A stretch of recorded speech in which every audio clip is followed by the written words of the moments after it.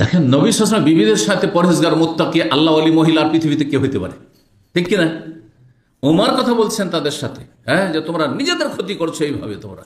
আর তারপরে তারা জবাব দিচ্ছেন, হ্যাঁ, কিসের জবাব দিচ্ছেন? যে নবী সাল্লাল্লাহু আলাইহি ওয়াসাল্লামকে তোমরা ভয় পাচ্ছ না, আর আমাকে ভয় পাচ্ছ তোমরা, এটা তোমাদের উচিত হচ্ছে। তখন তার জবাব দিচ্ছেন কি বলে, শোনেন জবাবটি। ফাকুলনা, তখন নবীর বিবিগণ বললেন পর্দার আড়াল থেকে, হ্যাঁ হ্যাঁ, আনতা আফাদ্দু ওয়া আগলাযু মিন রাসূলিল্লাহ সাল্লাল্লাহু আলাইহি ওয়াসাল্লাম, তুমি রাসূলুল্লাহ সাল্লাল্লাহু আলাইহি ওয়াসাল্লামের চাইতে, হুমার, তুমি রাসূলুল্লাহ সাল্লাল্লাহু আলাইহি ওয়াসাল্লামের চাইতে বেশি নিষ্ঠুর আর বেশি কর্কশ ভাষী, সেই জন্য তোমাকে দেখে তোমার কণ্ঠস্বর শুনে আমরা ভিতরে ঢুকে গেছি, আর তোমার সাথে কথা বলতে চাই না আমরা। হ্যাঁ, তুমি কি থেকে কি বলে দিবে, হ্যাঁ, উল্টো পাল্টা কথা বলে দিবে। তুমি কি, তোমাকে কেন ভয় পাচ্ছি? তুমি কর্কশভাষী আর তুমি নিষ্ঠুর, সেই জন্য হ্যাঁ তোমাকে বলে ভয় পাচ্ছি বেশি। কিন্তু রাসূলুল্লাহ সাল্লাল্লাহু আলাইহি ওয়াসাল্লাম তো নিষ্ঠুর না, আর কর্কশভাষী না, তিনি মিষ্টভাষী, তিনি নম্র, আর তিনি, তার অন্তর হচ্ছে কোমল, সুতরাং তাকে ভয় করে, তার সামনে উচ্চস্বরে আমরা কথা বলি। বোঝা গেছে? জবাবও সুন্দর, জবাবও সুন্দর খুব। জি।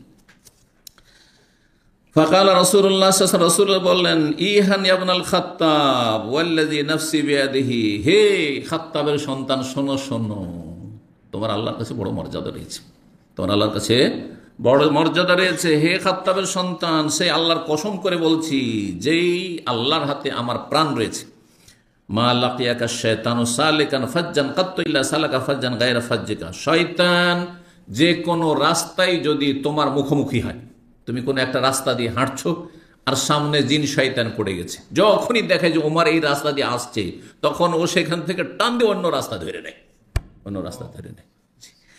বলছেন শয়তান, মা লাকিয়াকা শায়তানু সালিকান, শয়তান যে কোনো রাস্তায় তোমার মুখোমুখি হইলে কি করে, যে কোনো সময়, ইল্লা সালাকা ফাজ্জান গায়রা ফাজ্জা, তোমার রাস্তা বাদ দিয়ে অন্য রাস্তায় সে টান দেয়।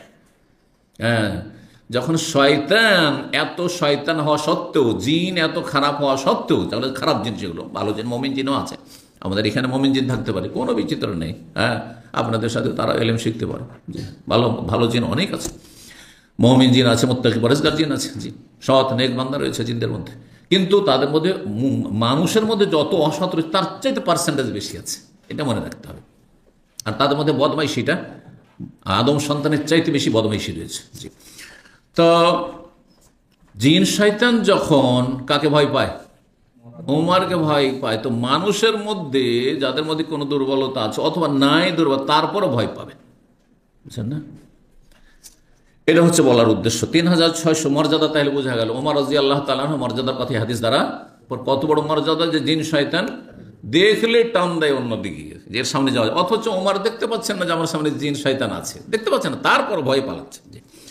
3684 নম্বর হাদিস, হাদিস বর্ণনা করছেন আব্দুল্লাহ মাসউদ রাদিয়াল্লাহু তাআলা আনহু, বলছে, মাজিল্লা আইজ্জাতান মুনযু আসলামা ওমর, আমরা সব সময় সর্বদা মর্যাদাশীল হয়ে আছি, সম্মানিত হয়ে আছি, কখন থেকে, যখন থেকে ওমর রাদিয়াল্লাহু তাআলা আনহু ইসলাম গ্রহণ করেছেন।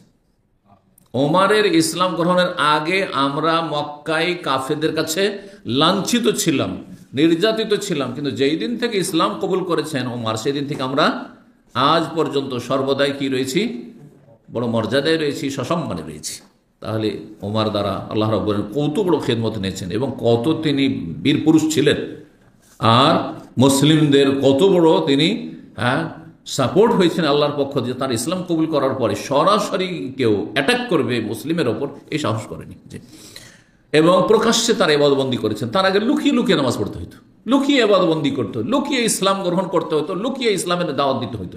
কিন্তু ওমরের ইসলাম গ্রহণ করার পরে প্রকাশ্যে ইসলাম গ্রহণ করছে, প্রকাশ্যে নামাজ পড়ছে, প্রকাশ্যে ইসলামের দাওয়াত দিচ্ছে, এটা শুরু হয়ে গেছিল।